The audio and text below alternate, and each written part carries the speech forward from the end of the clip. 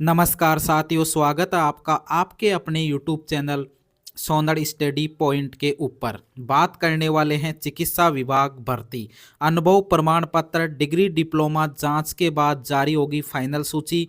क्या नई सरकार करेगी भर्ती रद्द? फार्मासिस्ट प्रोविजन लिस्ट कब तक जारी होगी? जैसा कि आपको पता है, स्टूडेंट्स जो विधानसभा के चुनाव थे उनका 3 दिसंबर को रिजल्ट आ चुका है और रिजल्ट आने के बाद पूरे बहुमत के साथ में बीजेपी ने अपनी सरकार बनाने की तैयारी कर ली है और बीजेपी सरकार बनाएगी। अब देखने की बात है कि किसको मुख्यमंत्री बनाया जाता है और जो चिकित्सा विभाग है वो उसका मंत्री, चिकित्सा मंत्री किसको बनाया जाता है। क्या आपकी जो भर्ती प्रक्रियाएं हैं 8 कैडर की, उन भर्ती प्रक्रियाओं का बीजेपी सरकार उनको रद्द करेगी या फिर उनको चालू रखेगी? क्या प्रोसेस है, ये सबके मन में डाउट है कि क्या कहीं बीजेपी सरकार इन भर्तियों को रद्द कर दे। लेकिन बिल्कुल भी नहीं होगा स्टूडेंट्स, ऐसा बीजेपी सरकार बिल्कुल भी इन भर्तियों को रद्द नहीं करेगी।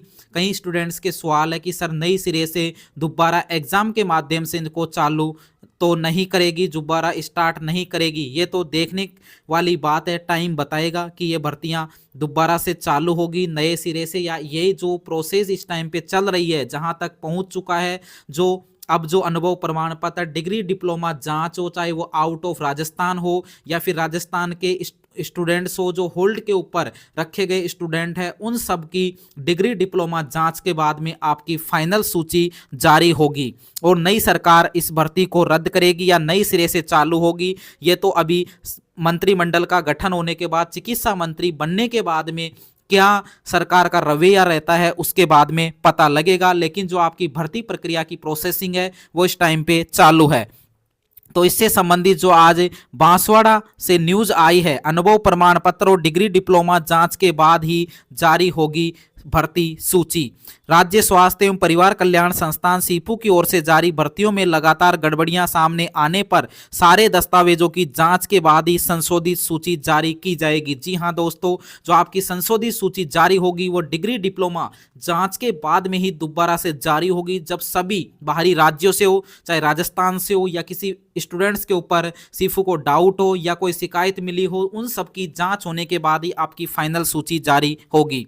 साथ ही अनुभव प्रमाण पत्र जारी करने वाले अधिकारियों को भी उपस्थित होना पड़ेगा। जांच में अगर किसी तरह की गड़बड़ी मिलती है तो प्रमाण पत्र जारी करने वाले संबंधित अधिकारी के खिलाफ नियमानुसार कार्रवाई भी होगी। इस मामले में अब कोर्ट को दखल देने के बाद नर्सिंग एंड पैरामेडिकल संवर्ग 2023 की भर्ती में लगाए गए अनुभव प्रमाण पत्र, खेल प्रमाण पत्र, अनुबंध, उपस्थिति विवरण, वेतन बिल, पीएफ कटौती, व्यावसायिक योग्यता प्रमाण पत्र, अनुभव प्रमाण पत्र संबंधी रिकॉर्ड की सूक्ष्म तरीके से जांच की जाएगी। जो भी आपके अनुभव प्रमाण पत्र हो, चाहे खेल प्रमाण पत्र हो, अनुबंध हो, उपस्थिति विवरण हो, वेतन बिल, पीएफ कटौती, व्यावसायिक योग्यता प्रमाण पत्र, अनुभव प्रमाण पत्र संबंधी रिकॉर्ड की सूक्ष्म तरीके से जांच की जाएगी। इसके बाद ही संशोधित प्रोविजनल मेरिट सूची जारी की जाएगी। इससे भर्ती का मामला तो किसी तरह से अटके ही नहीं, बेरोजगारों का भी सरकार नौकरी मिलने का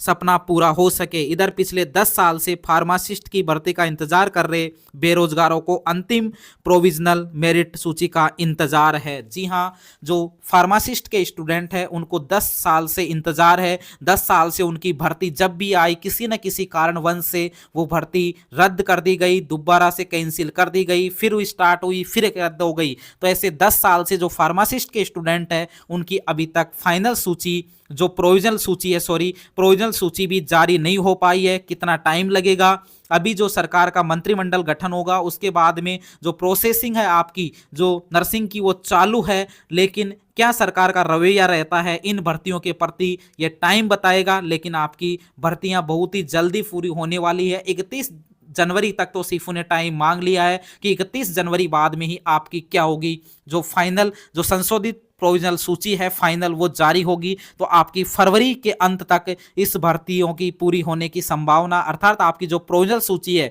वो जारी होने की पूरी संभावना है। जब तक आपके अनुभव प्रमाण पत्र, खेल प्रमाण पत्र सभी की जांच हो जाएगी, चाहे वो कोई सा भी हो जो फर्जी अभ्यर्थी है, चाहे वो कोई से भी डिपार्टमेंट के हो, जो ये आपके कैडर की भर्तियां हैं, चाहे वो नर्सिंग की हो, एएनएम की हो, कोई से भी हो, जो किसी ने खेल अनुभव प्रमाण पत्र फर्जी लगाया है, किसी ने अनुभव प्रमाण पत्र लगाया है, तो उनसे संबंधित अधिकारियों को भी पेश होना पड़ेगा और उनको जवाब देना पड़ेगा। तो यह आपके लिए बहुत ही महत्वपूर्ण सूचना थी जिसको लेकर के इस सेशन में बात की। सभी मस्त रहिए, स्वस्थ रहिए, आपकी भर्ती 100% पूरी होगी, क्योंकि कोई भी सरकार नहीं चाहेगी कि जो भर्तियां आदि हो चुकी है उनको रद्द करे। आपकी भर्ती बिल्कुल आगे प्रोसेसिंग में रहेगी और भर्ती पूरी कंप्लीट होगी। इसी आशा के साथ ओके, धन्यवाद।